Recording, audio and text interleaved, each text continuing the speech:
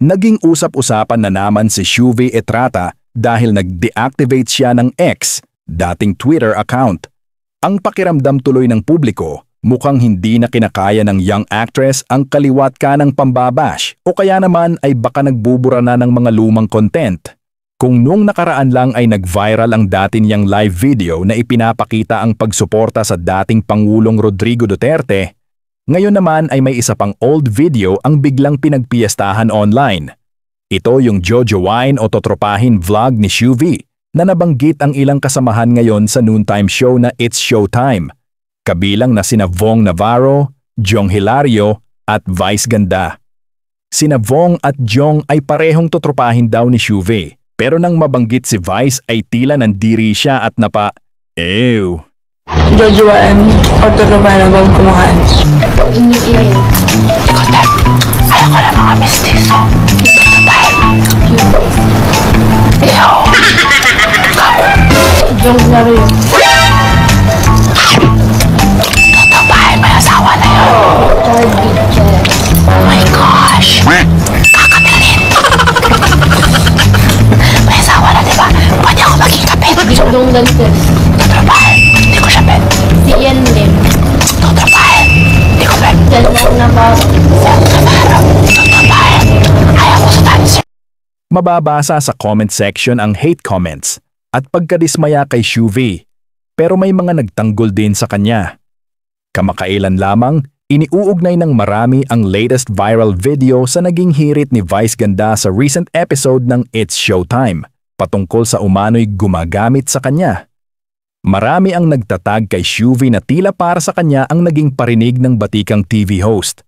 Sa naturang episode, isang contestant sa segment na Laro-Laro Pick ang nagsabing isa siyang fan ng komedyante at biglang nagtanong kung maaari siyang bumati. Diretsahan naman siyang sinagot ng komedyana at sinabing, "Oh, yun lang naman pala. Ginagamit-gamit mo lang ako. Uutuin niyo ako na kunwari idol niyo ako?" Hugot pa ni Vice, "Kunwari lang idol niyo ako pero binabash niyo rin naman ako pag may mga eksena ako sa Facebook." Banat pa niya, "Pinaglololo ko mo lang ako. Mga ekosera kayo dito. Kunyari close-close tayo pero may mga post naman kayong tsaka tungkol sa akin." Ba akong bumate? Oh, yun lang naman, Yun diba? lang. Ginagamit-gamit ko lang ako. Kasi gusto Uutuin niyo ako na kunyari idol niyo ako, tuwan-tuwa kayo sa akin, pero babati lang naman kayo. Kunyari lang idol niyo ako, pero binabash niyo din naman ako pag may mga eksena ako sa Facebook. Samantala nauna ng dumepensa ang GMA Big Boss na si Annette Gozon Valdez kay Shuvi Entrata matapos ito ulanin ng panlalait at batikos. Nag-ugat ang kontrobersiya sa isang lumang video ni Shuvi kung saan nagpahayag siya ng simpatya para kay dating Pangulong Rodrigo Duterte. Ayun, nag-viral ulit at ayan na nga, pinagpiestahan ng mga basher. Pero say ni Annette sa kanyang Facebook post, "Please allow me to clarify an article going around.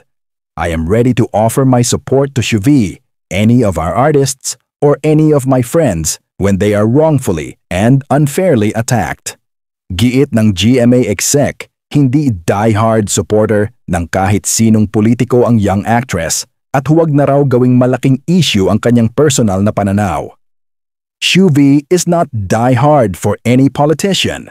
She has had very few and short posts that have political color in the past. She gave her personal observation and opinions on what she believed to be good acts and bad acts done by the government, wika ni Annette.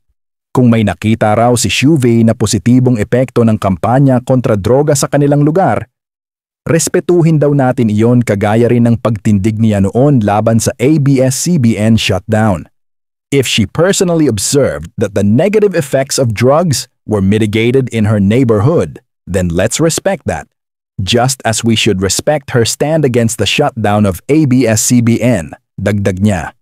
Hindi pa natapos doon ang pangaral ng SVP at ayon pa sa kanya, imbes na maghatakan pababa, mas maganda raw na magtulungan para sa mas makabuluhang laban.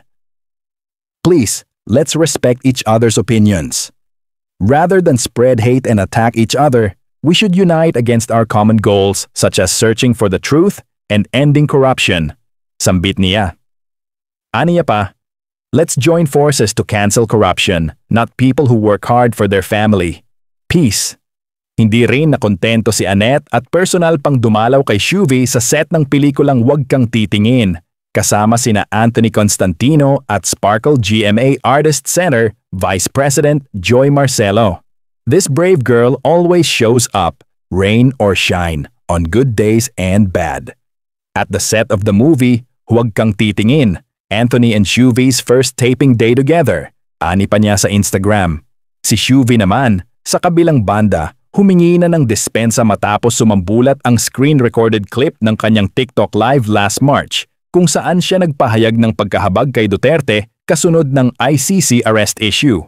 Naiiyak talaga ako kagabi, empath kasi ako. Like sa lugar kasi namin, ang laki kasi ng tulong ni PRRD, like ang drugs talaga guys. Ang laki na thing na yon.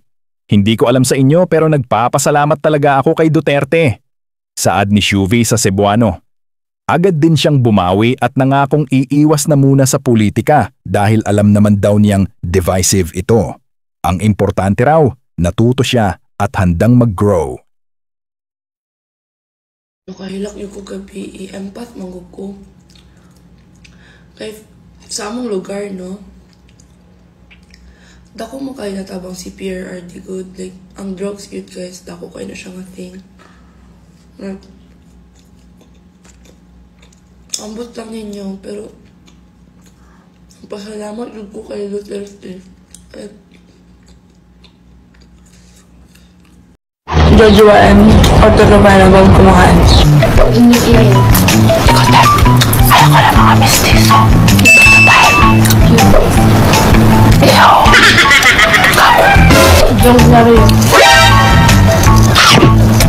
Dito tayo. May asawa na yun. Child teacher. Oh my gosh. Kakapilin. May asawa na, diba? Pwede ako maging kapit. Dong Dantes. Tutrabahin. Hindi ko siya bet. Si Ian Lim. Tutrabahin. Hindi ko bet. Dyan na bawat.